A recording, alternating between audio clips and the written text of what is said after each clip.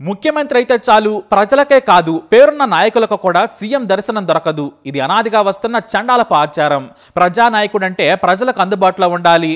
కానీ సీఎం కాగానే దేవుడి రేంజ్లో ఊహించుకుంటారు మన నాయకులు. తమ చుట్టూ కోటరీ కట్టుకుంటారు. నన్ను కలవాలంటే అపాయింట్మెంట్ ఉండాలి అనే రూల్ని నిక్కచ్చిగా పాటిస్తారు. ప్రజాసేవలో ఉన్న వారికి ఈ దరిద్రపు అపాయింట్మెంట్ కల్చర్ ఎక్కడి నుంచి వచ్చిందో తెలియదు. ఎప్పుడైనా కలవాలి, ఓపిక ఉండాలి.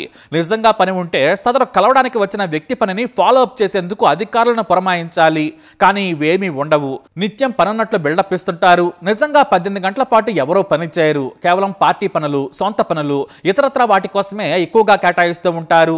వయసు రీత్యా, పనుల రీత్యా ఒత్తిడి వలన కలవలేకపోతే రోజులో ఒక సమయం అందరినీ కలవాలి. తన కోసం వచ్చిన వారిని కలిస్తే జీవితాంతం గుర్తుంచుకుంటారు, గుండెల్లో గుడి కట్టుకుంటారు. కానీ మన నాయకులకి పదవి రాగానే కోట్ల మంది జీవితాలకు ప్రభావితం చేయగలిగే వాళ్ళమని అహంకారం తలకెక్కించుకుంటారు. చుట్టూ పిలిస్తే పలికే అధికారులు, రోజుకి లక్షల కొద్దీ డబ్బు ఖర్చు పెట్టుకునే వెసులుబాటు, కోట్ల కొద్దీ డబ్బు కోరుకుంటే వస్తుంది. ఎదిరిస్తే ఎవరినైనా జైలుకు పంపే విశృంఖలమైన స్వేచ్ఛ అధికారం ఉంటుంది. మొత్తంగా అధికార దర్పంతో ముఖ్యమంత్రులు తమ చుట్టూ పరదాలు వేసుకుంటారు. తమకు తాము గొప్పవారం అనుకుంటారు. ఎందుకంటే పదవి పోతే ఏమీ ఉండదు. కనీసం పనివాడు కూడా ఇంటివైపు రాడు. సామాన్యులు కూడా పట్టించుకోరు.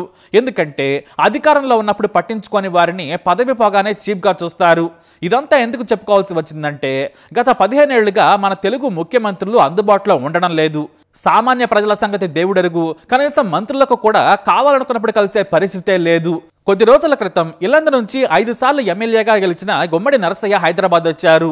సీఎం అపాయింట్మెంట్ కోసం ముఖ్యమంత్రి ఇంటి ముందు 4 గంటలు నిల్చున్నారు. ఆయన కలవాలని చెప్పినా కూడా భద్రతా సిబ్బంది అనుమతించలేదు. ఆయన చాలాసేపు ప్రయత్నం చేశారు. సీఎం సార్ బిజీగా ఉన్నారని గేటు దగ్గర సెక్యూరిటీ టీం చెప్పింది. అప్పటికి ఆయన నేను మాజీ ఎమ్మెల్యేని 5 సార్లు గెలిచానని కూడా చెప్పారు. అయినా సరే ఆయన్ను సీఎంను కలిసేందుకు అనుమతించలేదు. ఇటు రేవంత్ రెడ్డి కూడా గుమ్మడి నరసయ్య గురించి పట్టించుకోలేదు.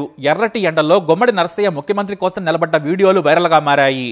అయినా సీఎం సిబ్బంది అలర్ట్ కావాల్సింది. ఆయన టీం ఎవరో తెలియదు కానీ గుమ్మడి నరసయ్యను ఘోరంగా అవమానించారు. చివరకు ఆయన ముందు నుంచే ముఖ్యమంత్రి కాన్వాయ్ వెళ్ళినా కూడా గుమ్మడి నరసయ్యను పట్టించుకోలేదు.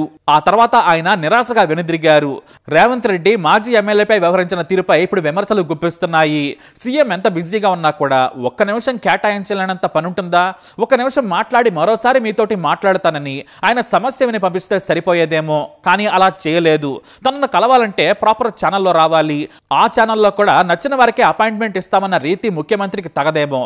ధూల్పేటలో గుడంబా అమ్ముకునేటోడు కావచ్చు, లేదా ఇంకెక్కడైనా ఏదైనా నేరంలో ఇరుక్కున్న ఆరోపణలు ఎదుర్కొంటున్నాడు కావచ్చు, ముఖ్యమంత్రి నా దగ్గర వచ్చి చెప్పుకునే స్వేచ్ఛ ఇచ్చిన అధ్యక్ష. ప్రజలకు సంబంధించిన సమస్య వీటి మీద ఇప్పటికీ 4 సార్లు వచ్చా. ఇది చాలా దారుణమైనటువంటి పని. ముఖ్యమంత్రి లేదు, గవర్నమెంట్ ఎవరి కోసం? ప్రజల కోసం కాదా? ప్రజల సమస్యలు తీసుకొచ్చినటువంటి మాలాంటి వాళ్ళతో మాట్లాడే ఓపిక లేదా? ఇష్టం లేదా? సీఎం ప్రతిరోజు సామాన్యులకు అందుబాటులో ఉండాలి. కానీ 5 సార్లు గెలిచిన ఎమ్మెల్యేకే దర్శనం కలగలేదు. ఇక సామాన్యుల సంగతి దేవుడెరుగు. గుమ్మడి నరసయ్య ప్రజా పోరాటాల నుంచి వచ్చిన నాయకుడు. ఆయన మొదటిసారి ఎమ్మెల్యే అయినప్పుడు బహుశా రేవంత్ రెడ్డి గురించి ఎవరికీ తెలుసుండకపోవచ్చు. అప్పట్లోనే ఆయన ఎమ్మెల్యే అయ్యారు. అతి సామాన్యంగా బ్రతుకుతారు. ఈ రోజుల్లో ఓసారి ఎమ్మెల్యే అయిన వాడు కోట్లు కూడబెడుతున్నాడు. జనం సొమ్ము తిని 100 కోట్లకు ఎదుగుతున్నారు. రౌడీయిజం, కబ్జాలు, ఇసుక దంద, అవినీతి అన్నీ చేసి కోట్లు కూడబెడుతున్నారు. 2 సార్లు గెలిస్తే 500 కోట్లకు తక్కువ ఏమాత్రం సంపాదించకుండా ఊరుకోవట్లేదు. కానీ గుమ్మడి నరసయ్య కనీసం తన ఎమ్మెల్యే జీతాన్ని కూడా సొంతానికి వాడుకోలేదు. పార్టీ కోసం ఇచ్చేశారు. అవినీతి మచ్చలేదు, చెడు పనులు తెలియదు. చాలా సాధారణ జీవితం గడుపుతారు ఆయన.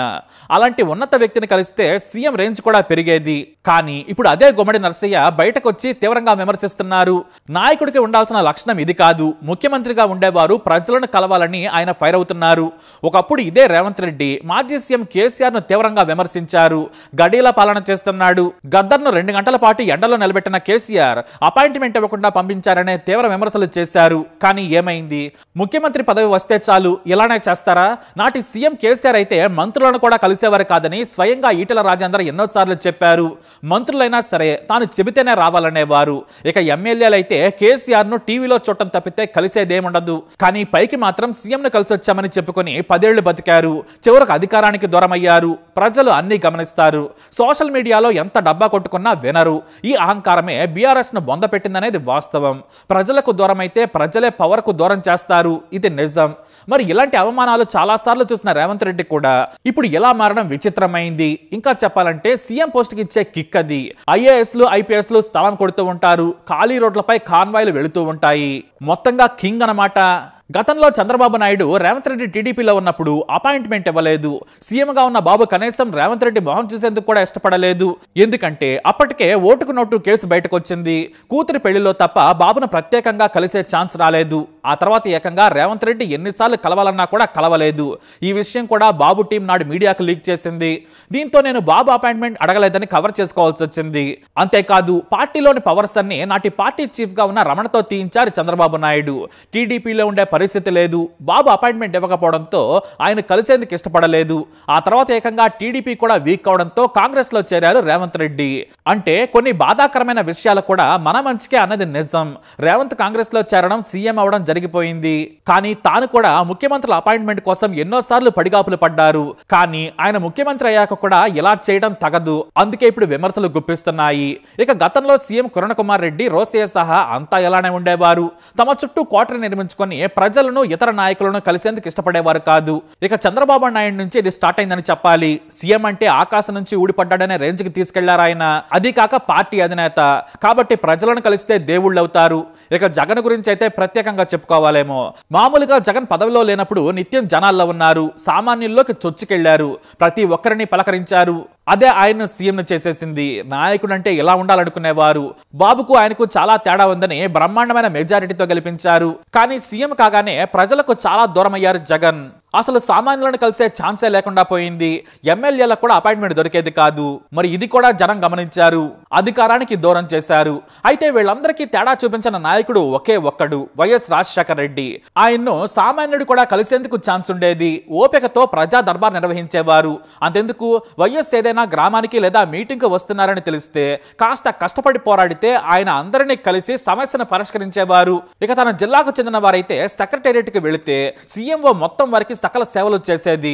సార్ని కల్పిస్తామని చెప్పి కూర్చోబెట్టి కాఫీలు, టీలు, స్నాక్స్ ఇచ్చేవారు. ఆ తర్వాత సీఎం ఎంత కేబినెట్ మీటింగ్ లో ఉన్నా సరే పలానా వ్యక్తి కడప నుంచి వచ్చారని చెబితే చాలు పేరు వివరాలు రాసి పెట్టుకోమనేవారు. ఆలస్యం అవుతుందనుకుంటే తానే ఓ నిమిషం బయటికి వెళ్లి మాట్లాడి ఆ సమస్యను పరిష్కరించి పంపించేవారు. అది సీఎం కు ఉండాల్సిన లక్షణం. అంతెందుకు వైఎస్ ని ప్రతిపక్ష ఎమ్మెల్యేలు అపాయింట్మెంట్ అడిగినా సరే వెంటనే ఇచ్చేవారు. వారి పనులు కూడా చేసి పెట్టేవారు. ఇతర విమర్శలు ఎలా ఉన్నా కూడా అందుబాటులో ఉన్న నేతగా మాత్రం వైఎస్ కు పేరుంది. అంతకుముందు పనిచేసిన నేదురుమల్లి జనార్దన్ రెడ్డి, కోట్ల విజయభాస్కర్ రెడ్డి, ఎన్టీఆర్ సైతం అందరికీ అందుబాటులో ఉండేవారు. కానీ కొత్త తరం నాయకుల్లో మాత్రం వైఎస్ మాత్రమే ప్రజానాయకుడని చెప్పొచ్చు.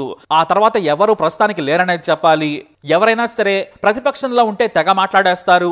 అధికారం రాగానే యుఎస్ ప్రెసిడెంట్ రేంజ్ లో కోటరీ కట్టేసుకొని విమర్శలు సొంతం చేసుకుంటూ ఉన్నారు. గతంలో రూల్ చేసిన సీఎంలు అలాగే ఇప్పుడున్న సీఎంలు కూడా అందుబాటులో ఉండరు అనే పేరు తెచ్చుకున్నారు. నిజంగా బిజీ ఉంటే ఫాలో అప్ చేయాలి. తన పిఏతో ఫోన్ చేయించాలి. అధికారాన్ని కూడా పంపించి విషయం చెప్పొచ్చు. కానీ అది చేయకుండా చెడ్డ పేరు తెంచుకుంటున్నారు. కాబట్టి ఈ పందా ఖచ్చితంగా మారాల్సిందే. లేదంటే అధికారానికి దూరం అవుతారు. మరి మీరేమంటారు? మీ అభిప్రాయాన్ని కమెంట్ ద్వారా తెలియజేయండి. ఈ వీడియో అప్డేట్స్ కోసం మై ఛానల్ ఫాలో అవ్వండి. అలాగే తప్పకుండా సబ్స్క్రైబ్ చేసుకోండి.